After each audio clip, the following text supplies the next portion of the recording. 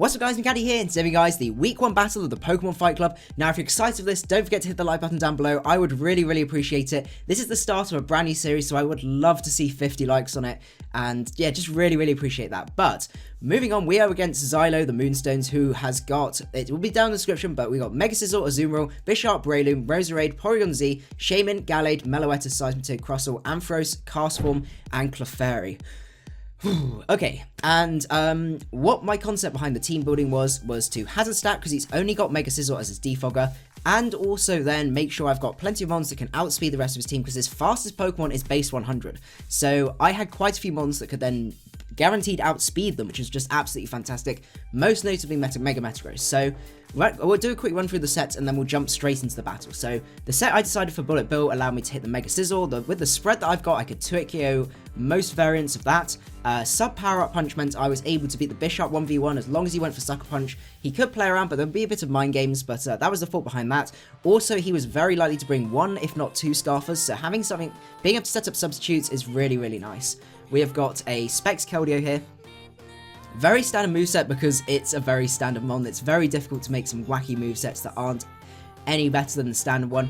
So he had almost no switching for Secret Sword as well, so that was really nice. And quite a few grass types though, but as I said, Secret Sword was the plan for that one. We have got Focus Sash Jafar with Psyshock, Focus Blast, Hidden Power Fire, Energy Ball, hit everything either neutrally or super effective. Mostly super effective as well, and was like my backstop. We have got the Cust Up Barrier Walnuts with Stealth Rock, Spikes, Volt Switch, Rapid Spin, designed to basically set up as many hazards as possible. If it has to go down, so be it. I've set up as many hazards as I can, and that's going to help net some KOs for Jafar, Ollie, and Bullet Bill. For our defensive core, we have got physically defensive Rotom-M, because that checks a lot of the grass types, surprisingly, and also things like the Azumarill. We can burn the Mega Scizor, we can burn the Bisharp, so it just works really well. He also struggled a lot with Will-O-Wisp and status spreading, because he didn't really have anything that could heal it, and possibly, actually I may have forgotten to check, but he could have possibly had Shaymin with Aromatherapy. I think, I've got a gut feeling that it may run it, but by being able to spread Will-O-Wisp, it basically meant if he tried to switch, he would get burned, and there was not many things on his team that appreciated burn. Same thing with this guy, and then the final move with Memento, which meant I'd be able to then get a free sub up with Metagross if I wanted to at any point, almost any point during the game, which was really nice. So what we're going to do is now transition over to the battle, and you guys can see how it went. Okay, so we are now at the battle, and you guys can see he brought such a scary offensive team. I knew he was either going to go quite bulky, or he was going to go very offensive. But the advantage of the offensive team is I knew I could outspeed with 3 of my mons, as long as he didn't, you know, obviously apart from Scarfers, I'd be outspeeding all of his team, which was just fantastic. The game came down to how many Scarfers has he got and which ones are his Scarfers. So we started the plan of start hazard stacking, because there's no point staying for Rapid Spin because he had no form of rocks on his team, which was really nice, and it just made my life a lot easier. So without further ado, we're going to run into the battle and see how it goes. So I lead off with Walnut here, as he leads off with a Scizor. And basically he can't touch me, so he is forced out into the PZ. A little bit scary because he could have set up here. At this point here, I had a bit of a question, because he could have either set up agilities, which I was very scared of, and nasty plots and stuff like that. So I had to work out, do I hazard stack now and risk this PZ setting up on me? Have I got enough in the back? And I decided yes, it was worth it, because hazards made so much difference. I had a Sash Jafar at the back that could do a huge amount of damage. This was most likely going to be Life Orb if it was going to be that set, and by the time it worked its way through Walnut, I would then be able to come in with Alakazam, and a Psyshock should be able to take it out. I would go down to my Sash, but that's the point of the Sash, to be able to have a backstop for something like that, and also Tartarus with the Sucker Punch as well, so I thought it was worth it. He ends up staying and he goes to Tri Attack, and after calculating that looks to be his Scarfer, so that was really good information to start with. I mean, he could potentially have set up, we don't see any item on him, and that, you know, but that was my thoughts at that time. So I just keep setting hazards here. My Cust Up Berry goes off, so I'm setting full hazards now, which is really nice. Obviously T-Spikes I didn't bring because of the Roserade.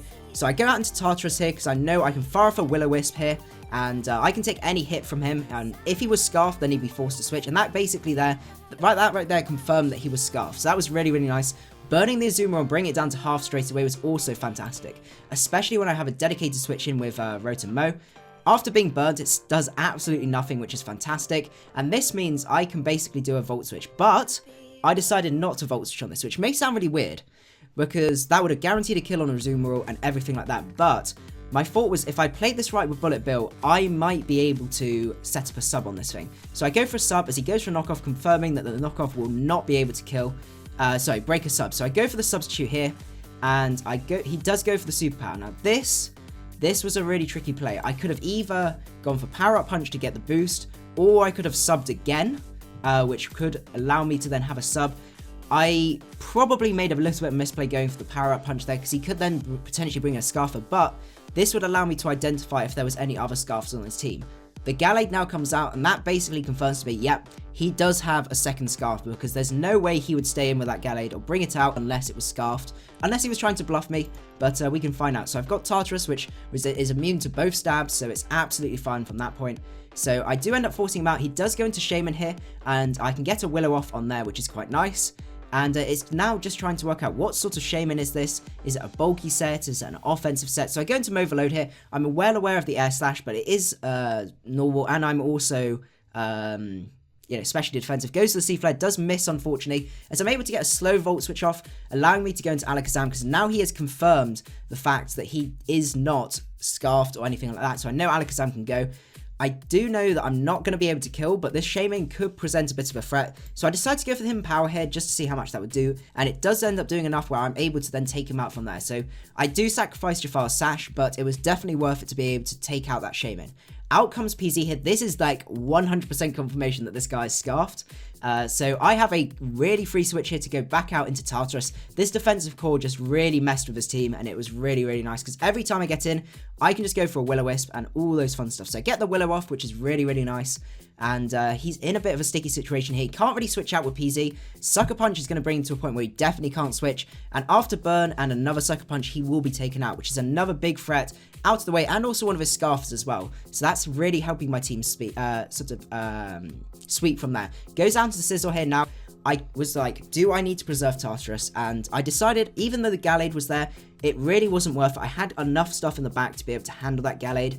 If he locked himself into a fighting move, I've got, Jafar could potentially take a hit, and, I felt I had enough bulk to be able to be safe from Gallade, and so I decided to stay in. I risk it, try and get a burn on here. It also meant I was like 50% sure he might try and defog here, because we still didn't know what set this was, so I was like, well, I'm going to punish him. If he decides to attack me, so be it. He loses the ability to get rocks up. Oh no, to get rid of my rocks and all that sort of stuff. And if I stay in, then, and he decides to go for a move or anything like that, that's absolutely fine. He can do that, and I'll just go into something else. So he does end up going for the Pursuit here, expecting me to switch, as I get the burn off, which is absolutely fantastic. Really, really nice. So he does end up going for the Swords Dance here, which is a bit spooky, but I go for the Pain Split here, which is really nice. Now, at this point here, I had to try and work out what to do. Do I switch out and take a potential Pursuit or something like that? So I thought the easiest way to go was to go with a Memento, because I knew Pursuit wouldn't kill. Memento means I dropped his attack back down to his burnt state, so he was guaranteed not to be able to get a good hit off. And this means I can go into Bullet Bill and get up a sub, which is really, really huge, because now I basically get a free kill. Goes down to Gallade here, as I do know he's going to be able to go for any move really and break that. And he does go for the close combat, so I'm able to get the Meteor Mash off, and boom, that's a dead Gallade. So that's really, really nice. Leaving him with just the Bisharp. Definitely not something to underestimate. He does go for the Sucker Punch here. I had to go for that Power Up Punch because I did not want to risk the fact he might SD. And then Keldeo obviously can just come in and clean up from there. So it was a very, very clean match. I think, I had a lot that planned that actually ended up going well, which was really, really nice. Hazard stacking worked really well, and definitely Forretress was a really, really good pick, and a great thing to have in this first week. So there you go, guys. That was the battle. If you did enjoy, don't forget to leave a like. I would really, really appreciate it. I'm going to head off, and see you guys at the next one. Macadii out.